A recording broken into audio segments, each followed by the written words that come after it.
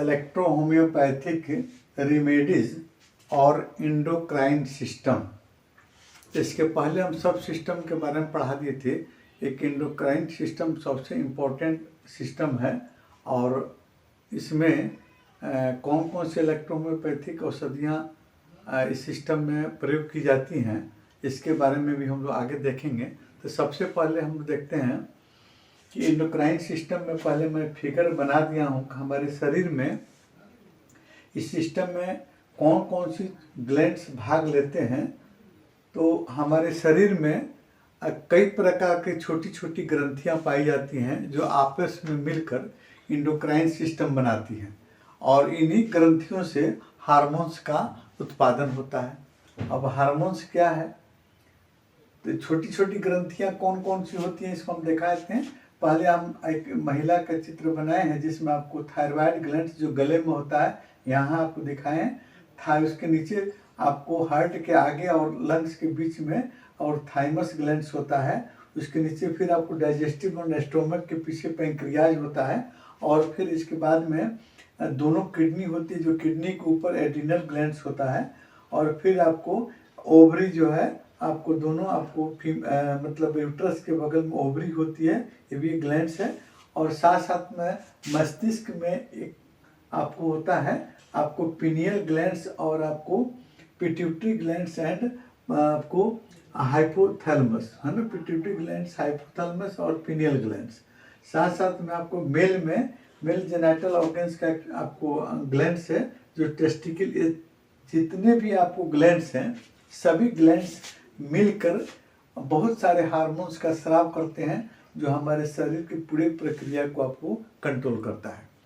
तो हार्मोन्स क्या है, हार्मोन्स वह रासायनिक दूत होते हैं जो हमारे शरीर को कोशिकाओं से लेकर और नर्वस सिस्टम के बीच आपको संदेश पहुंचाने का कार्य करते हैं। जो हार्मोन्स का प्रोडक्शन होता है वो आपको डायरेक्ट ब्लड में मिलता है और कोई उसकी नलिका नहीं होती है, ब्लड में मिलकर आपको सेल टिश्यू के हर एक ऑर्गन में पहुंच जाते हैं। अब देखते हैं हमको ये सीधे रकम मिलती है। इसमें आपको जब जो हार्मोन्स आपको सीधे ब्लड में मिलकर हमारे शरीर के विभिन्न क्रियाओं को संचालित करते हैं, जैसे आपको डाइजेस्टिव सिस्टम, श्वसन तंत्र, रेस्पिरेटरी सिस्टम, यानी आपको यौन विकास, चलना फिरना इत्यादि जो है क्रिया को भी आपको संचालित करते हैं हार्मोन्स। अब देखते हैं इसमें आपको कौन कौन से ग्लैंड, जैसे सबसे पहले हम शुरू करते हैं पिट्यूटरी ग्लैंड से। तो पिट्यूटरी ग्लैंड इसको ये आपको मस्तिष्क में स्थित होता है ना, और इसके बाद वाले मतलब इसके पहले वाले मतलब सिस्टम में हम इसको बता दिए थे है ना। अब पिट्यूटरी ग्लैंड्स का मुख्य कार्य क्या होता है, इसको मास्टर ग्लैंड्स के नाम से भी जानते हैं। ये शरीर के अन्य ग्रंथियों से निकलने वाले हार्मोन्स को नियंत्रित करती है। इससे निकलने वाले हार्मोन शरीर के निम्नलिखित है ना, निकलने वाले शरीर के निम्नलिखित आपको क्रियाओं में आपको मदद करते हैं। कौन कौन से, जैसे शरीर का विकास, रक्तचाप का बढ़ना घटना, गर्भावस्था के समय गर्भाशय में संकुचन, दूध का उत्पादन, मेल फीमेल यौन अंगों का विकास और थायराइड ग्रंथि के कार्य को, यानी मास्टर ग्लैंड्स होने के चलते शरीर के तमाम ग्रंथियों पर के हार्मोन्स पर इसका कंट्रोलिंग रहता है। दूसरा इसका आपको ग्लैंड्स है आपको हाइपोथैलेमस। तो हाइपोथैलेमस जो है जस्ट इसके साथ में ही आपको पिट्यूटरी ग्लैंड्स के बगल में ही आपको हाइपोथैलेमस होता है। तो हाइपोथैलेमस का काम क्या होता है, यह आपको ये जो है आपको ग्रंथि जो आपको हार्मोन्स स्राव करती है, ये नर्वस सिस्टम और इंडोक्राइन सिस्टम को कंट्रोल करती है ना।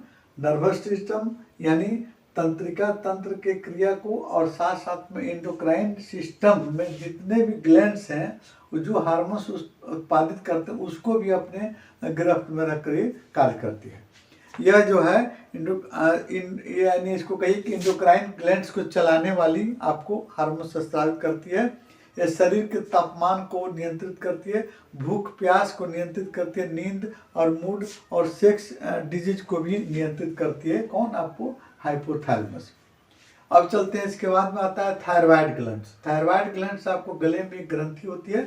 इसके बाद वाले विषय में हम जब थायराइड ग्लैंड्स का स्पेशल जब पढ़ाएंगे तो उसमें आपको कौन कौन सा उसका हार्मोन्स का कार्य होगा, ये मुख्य रूप से हम बता रहे हैं कि थायराइड ग्लैंड्स जो है आपको ये आपको गले में स्थित होती है और हमारे शरीर के विकास और हड्डियों के, छोटी छोटी हड्डियों के विकास को का जिम्मेदार होता है ना। ये जो है हार्मोन्स जो पाचन क्रिया को और साथ साथ में आपको पाचन क्रिया को घटने और बढ़ाने या शरीर